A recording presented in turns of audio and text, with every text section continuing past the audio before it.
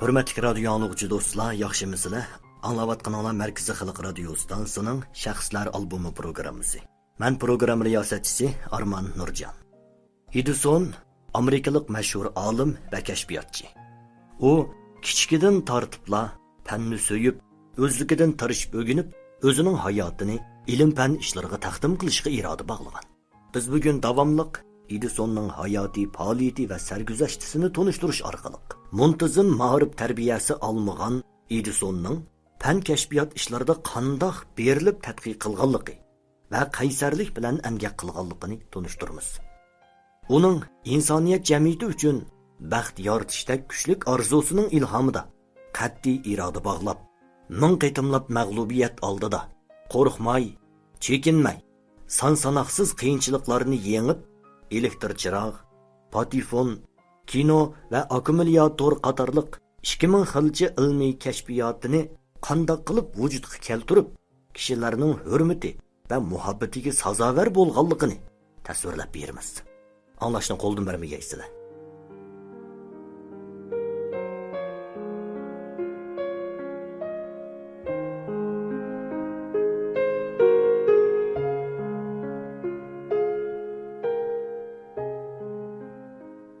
Şu günü kechida yük va yo'lovchi poyezd qaytib kelyotdi.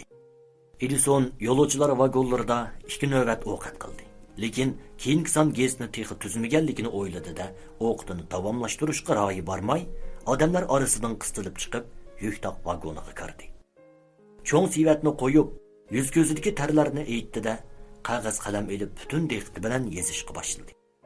Mushu bir qancha kunlik mol bahosini yozib bo'lib, qalamni qo'ydi. Xatir daftarini varaqlab ko'rib, dügülak ko'zlarini chaqchaytgunicha bir pas o'ylanib, ya'ni yaqinqi bozor ahvolini, joylarning xabarlarini yozdi. Savdo sanoatchilarining e'lonlarini burunqidakli bir qilibdi yozavermay, cho'ng gezitlarning usulidan o'rganib, kishini jalb qiladigan sarlavha qo'yish, jonliq so'z iboralarga almashtirish kerakligini o'yladi. Poyezd eng yuqori surat bilan chopmoqda. Qattiq urilgan havo issiq shamol qo'zg'ab, kichik derazadan kirib uni g'urlatdi. Derazadan ko'rinib turgan osmon pardasida liq turgan yulduzlar valvul qilib chaqnashib turadi. Poyezd Urun pristoniga alohizal 10 kilometr chiqalganda rillis takshi bo'lmaganda poyezdning sur'ati odatdagidan tez bo'lganlikdan poyezdning chaqi qaraslab, poyezd qattiq silkinib ketdi. Butun zehni bilan yezayotgan Edison g'anglab ketdi-da, qo'li titrab, qo'lidagi qalam jard qilib qog'ozga qing'ir qiysq bir siziq sizlatdi. U beshini ko'tirib uyoq bu yoqqa qarab, nemish bo'lganligini bilolmay turgan oraliqda vagonning ustunki burjikidan fosfor qachilangan bir botulka jang'ida tushdi-da, uning suyi va chiqilgan sunuqlari atrofga chachirab ketdi. Fosfor degan bu narsaning mijozini nihoyat o'sal bo'lg'achqa, oson o'tilib ketadi.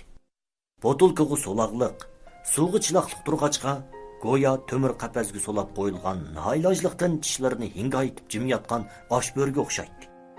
Mana endi botulka chiqilib, temir qafas echilib ketgachga, uning uzoqqicha siqilib turgan o'sal mijozi endi jim turmadi. Botulkaning jang'ida qilib chiqilishi bilan tangla gup qilgan ovoz anglandi-da, qip-qizil yolqin ko'tarilib, fosfor o't oldi. O'tdan is chiqdi. Hayt-huyt degicha vagonni tutun qoplab ketdi. Dal tomuz vaqti bo'lg'achqa havo qurg'oq, gradus nihoyat yuqori edi. Yog'ochdan yasalgan bu yuktoq vagoni qiziq oftobda qoqilib ketgachga, quruq o'tonga sarangi yoqqandek o't taydila tutishib ketadi.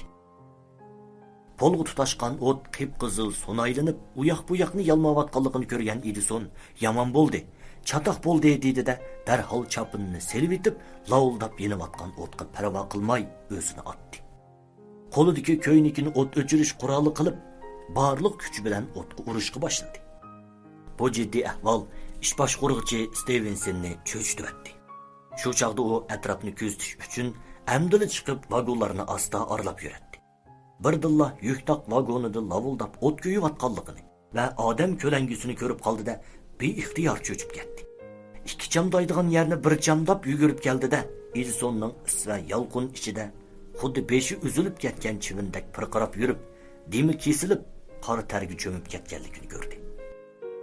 Stevenson ahvolning yomonligini bilgan bo'lsa-mu, lekin suran shavqin ko'tirmay, darhol qaytib berib bir chilak suv elib kelib, o't toza yalqonjab ko'yib yerga sharqiritib chashdi.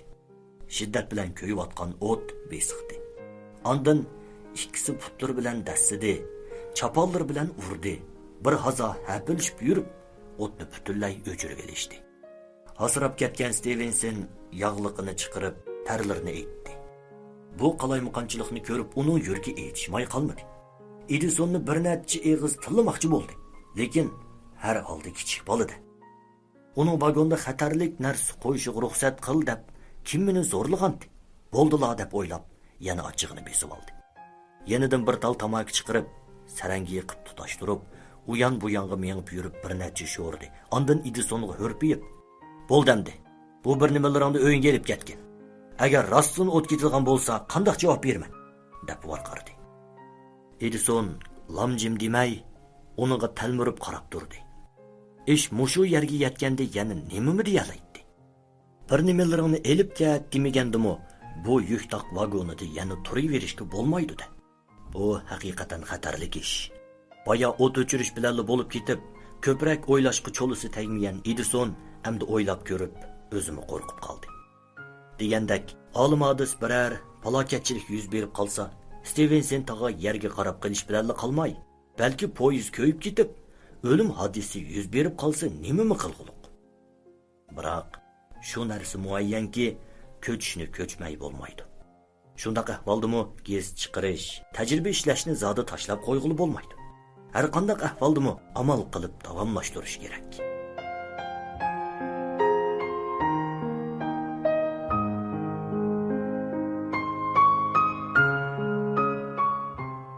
Shu kuni kechda balasining o't hodisi tug'dirib qo'yganligini, matba saymonlari bilan tajriba lozimatliklarining hammasini uyga yondirib akiladiganligini anglagan onasi Nanshi ixtiyorsiz holda Tangriga shukri, har holda zo'r balo qazoga yo'liqmabdi. Buningga shukr deyish kerak, dedi ichida. Va balasining talbiga ma'qul deb, uning qaytirib kelgan narsalarini gamida qo'yib gezi chiqarish, tajriba ishlash ishini davomlashtirishga ruxsat qildi.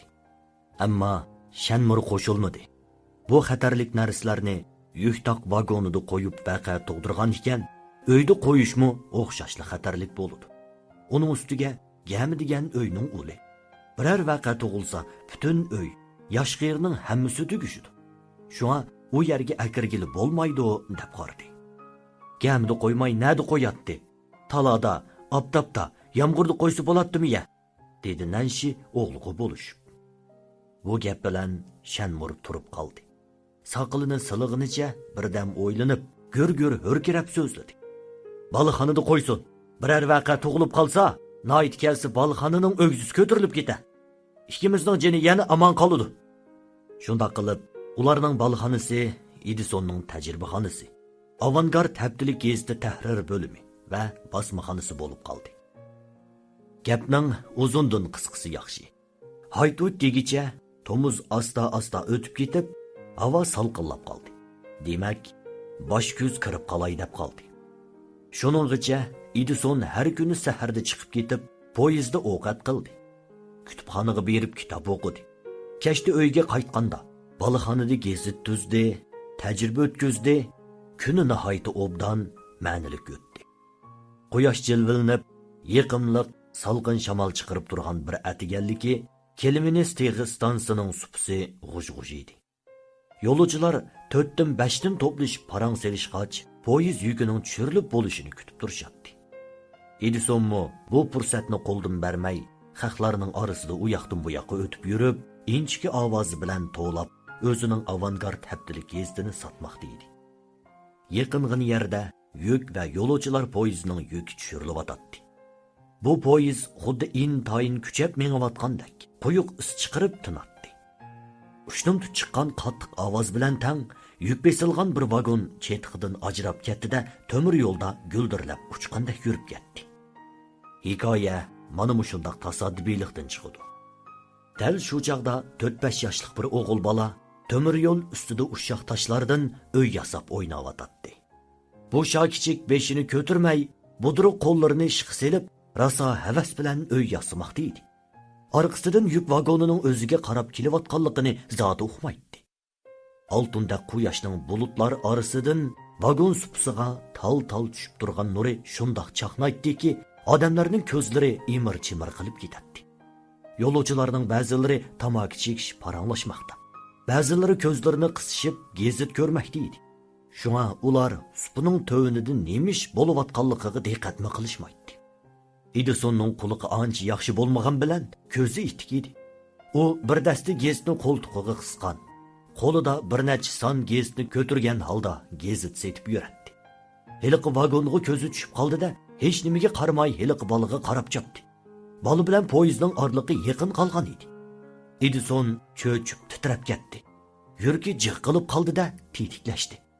Apla deb bir varqirab qo'ltiqi va qo'lidagi gezitlarni cho'rib etib, xuddi yov to'shqandek chaqqonlik bilan supidan sakrab tushib, bola tarafga etildi. Varqirgan ovozni anglagan yo'lovchilar darhol shu yoqqa qarashdi. Edison heliqi bolaning yeniga berib bo'lgan edi.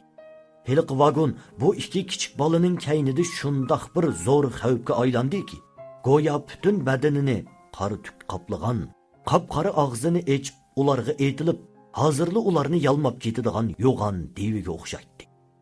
Hammaylan sakrashatdi, varqirishatdi. Bu ikki kichik bolaning bexatarligi uchun ko'yib pishmoqda edi. Bundaq intayin jiddiy minutda Edison qilchi tamtirmadi. U bolaning yeniga keldi-da, demini ichiga yutib, qo'duqmasdan engish bolani ko'tiribla orqaga qochdi. Bir necha qadam yiroqlashmasdilla qattiq shamol urildi.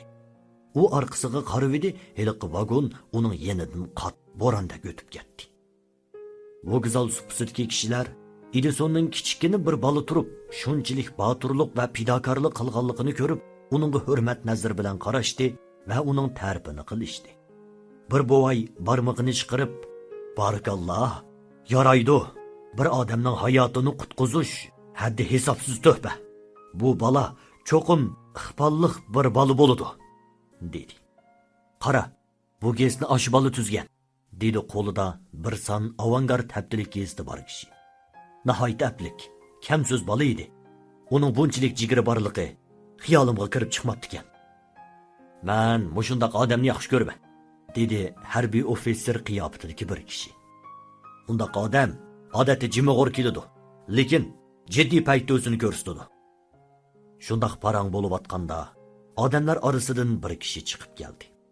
Yo'lovchilar orasida uni taniydigan birisi "Mekinki boshliq keldi", dedi. Mekinki Bastlik 26-27 yoshlardagi kishi edi. U Kelemenes-teg bekitining boshlig'i ham dongliq radist edi. U Edison bilan biror qitimmi salomlashmagan, ham parangmi selishmagan. Lekin uzoqdan bo'yon bularning birisi ishxonada telegramma berib, telegramma elib o'ltirsa, birisi derazadan marlab qaraydi-da. Shu sababdan ikkisining o'ttirisida xili cho'nqur ta'sir qolgan edi. Bugun bu Mekinki degan kishi bilet setish uyida ishlayotganda bir xizmatchi yugurib kirib, uning bolasi Jemning poyezd ostida qiymi bo'lib ketish oldida turganligini va darhol berib bolani qutqizib olishini aytgan. U odamlar to'pini yerib o'tib qaraganda Edison bolani vokzal supisiga akilib bo'lgan edi. Mekinki darhol berib Jemni elib bag'riga bosdi. Ondan hayajonlangan holda yo'g'on qo'lini uzatib Edisonning kichik qo'lini tutdi. Titrab turgan qo'li bilan uning qo'lini bir hazo ching siqib turib, ondan titrak ovozi bilan kayni-kaynidan "Balamni qutqizyapsan, balamni qutqizyapsan. Rahmat sana", dedi.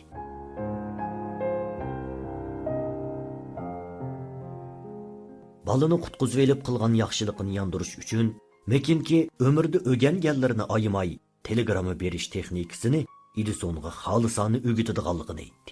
Bu gapni anglagan Edisonning xo'shallikdan og'zi quliqiga yetdi. U yerdala ikkilan mundoq kelishdi.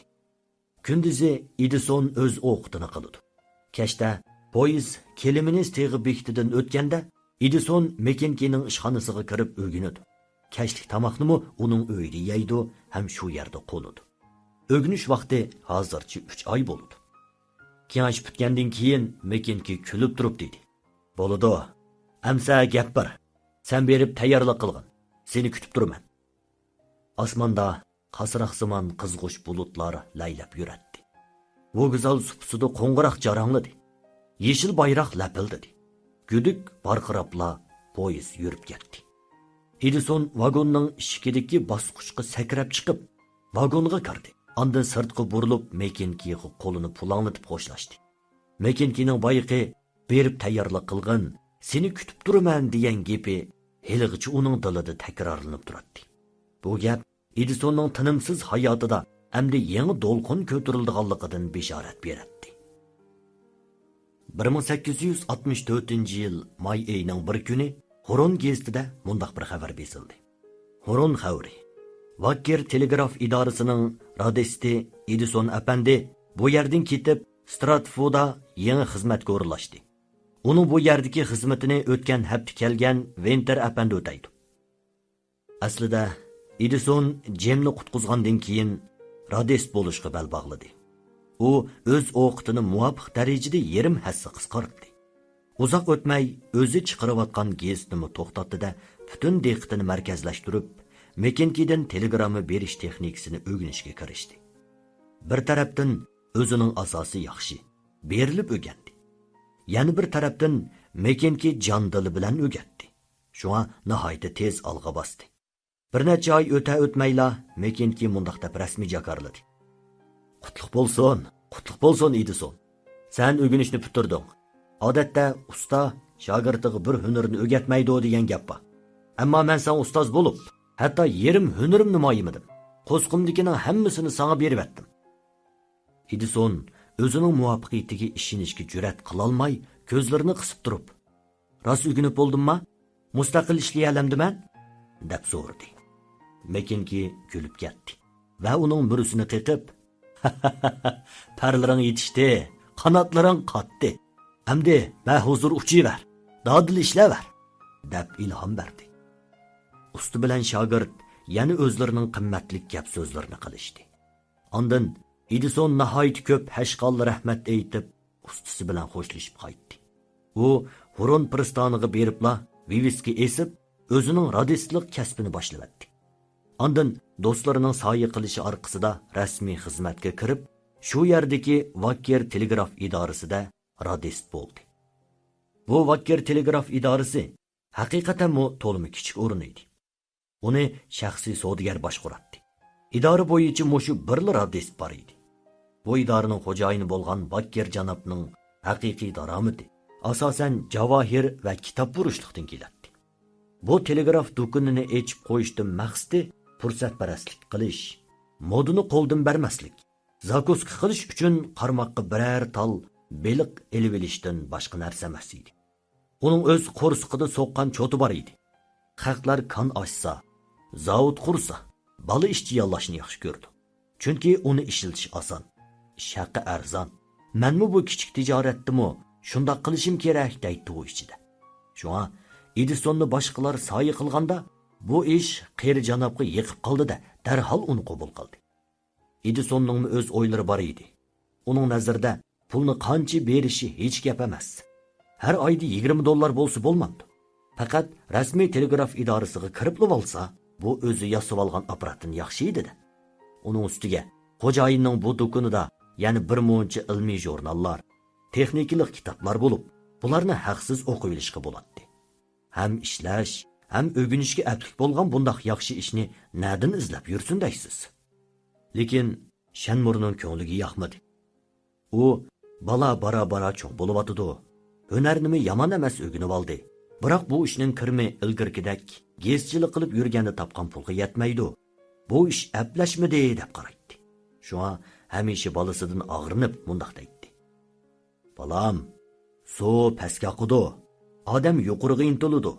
Biz tövanga qarab maqmasligimiz lozim. Yildan yilga tövallab ketyapsan. Dastlabda dadisining bu gaplari uning bu quliqidan kirib, u quliqidan chiqib ketdi. Keyincha asta bilimi eshib, texnikasi kundan kunga o'sgandan keyin bu idora bak kichik. Uskunalar bak oddiy va ko'ni bilindida uzoqcha mushundoq ketaversa, hech qancha bir narsa o'rganib ola olmaydiganligini his qilib, kallasiga boshqa yerga berib ishlash o'yimi kelmay qolmadi. Lekin qayer yaxshiroq bu haqda bir yerga kelolmay, ustisidan maslahat olmoqchi bo'ldi. Mekinki shogirdining ahvolini tafsili o'ylab ko'rib, boshqa yerga almashib, nazar doirangni kengaytsangmi, yomon ketmaydi. Bu haqda men boshqa turay. Fursat bo'lib qolsa, seni tanishtirib qo'yaman, dedi. Demak, bu qaytimqi yangi xizmatni Mekinki uningga tanishtirgan edi.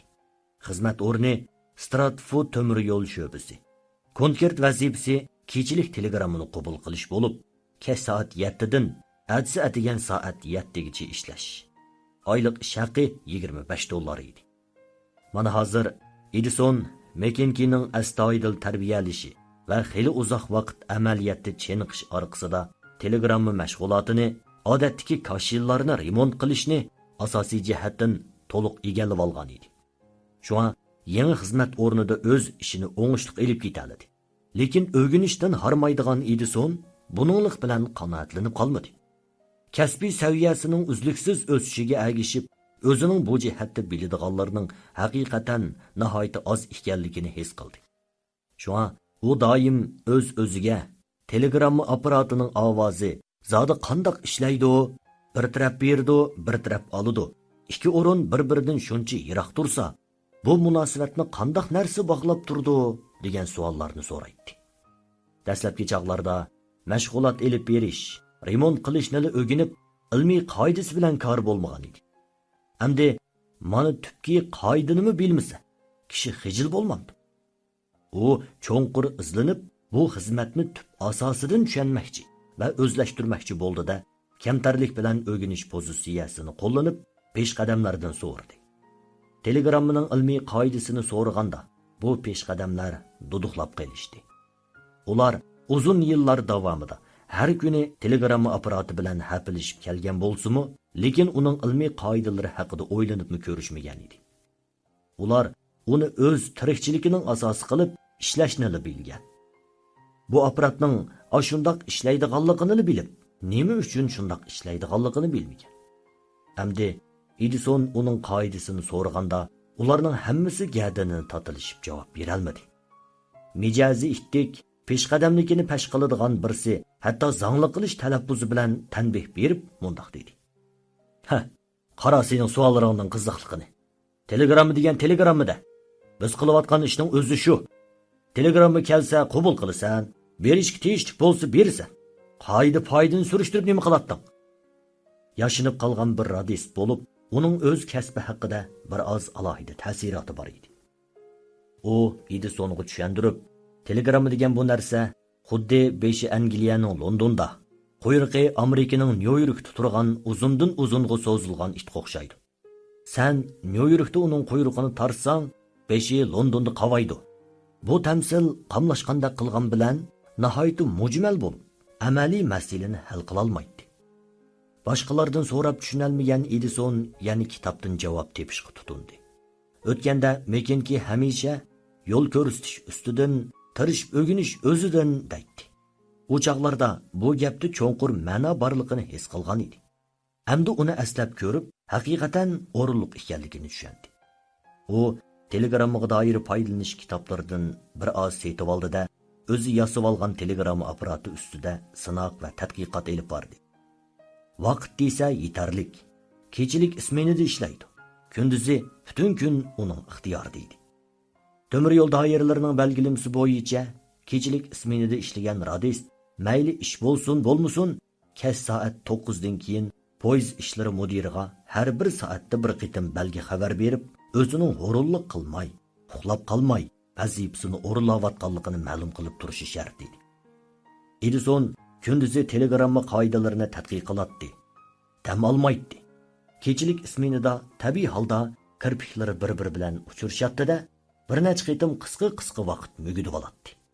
Xizmat vaqtida uxlashning to'g'ri emasligini o'zimi biladi. Biroq kechida qabul qiladigan telegramma soni ko'p emas edi. Uning ustiga qonuniyatlarini bilib olg'achqa, vaqtni butunlay egilab ketishga bo'ladi.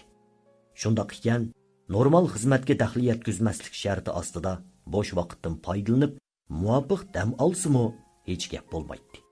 Ammo har bir soatda bir qitim belgi berib turish belgilamasi uning ko'nglida bir tugun paydo qilib, uni ansiratdi. Kishilarning ijodiyat kashfiyotning onasi degani rost gap. Edisonning o'z hayotida tunji qitim kashf qilgan narsasimi dal zaruriyatning mahsuli edi. Ko'nglidagi hiliq tugunni tugitib, ismini vaqtida bexramon dam elish uchun u kichikgina bir asbobni loyihaladi. Bu kichik asbob telegramma apparatini avtomatik yo'sinda dal vaqtida belgi bergizatdi. U ham to'g'ri, ham ishonchli edi. Sinov qilish natijasida Tex poyez ishlar mudirining taqdirlashiga erishdi.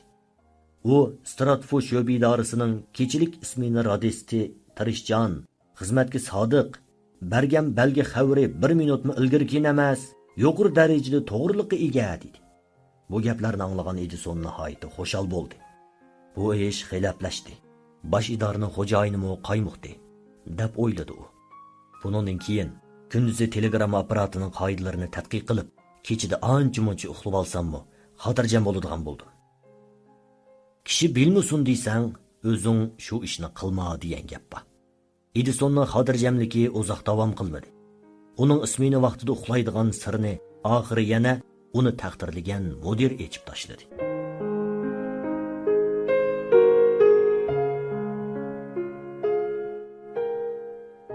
Hurmatli radio anglag'uchi do'stlar, Edisonning hayotiy faoliyati tonishtirilgan programmamiz vaqt munosabati bilan bugun bu yerda oxirlashdi. Davomini Atiksan programmamizdan anglag'aysizlar. Programmamizni vaqtida anglay olmagan do'stlar bo'lsa, stansimizning Uyg'urcha radio tori, ya'ni hwchekit.uycnr.com toriga kirib, qayta anglasanglar bo'ladi. Programmamiz har kuni Beijing vaqti soat 18 dan 30 minut o'tganda, Urumchi vaqti 16 dan 30 minut o'tganda, tekrar anglatish vaqti Beijing vaqti kech soat 0 da, Urumchi vaqti 22 da davomli huzurlarda bo'ladi. Bugungi programmamizning texnik muharriri Dilora Farruh, Zulhayat Anvar. Muharrir İlham Kever Abduvahid Niyaz. Mas'ul muharrir Dildar Muhammad Rahim, nazoratchi Nijat Abduqodir. Men program riyosatchisi Arman Nurjan. Xayr do'stlar, Atksan programmamizda ko'rishguncha oltin tinanglar omon bo'lsin.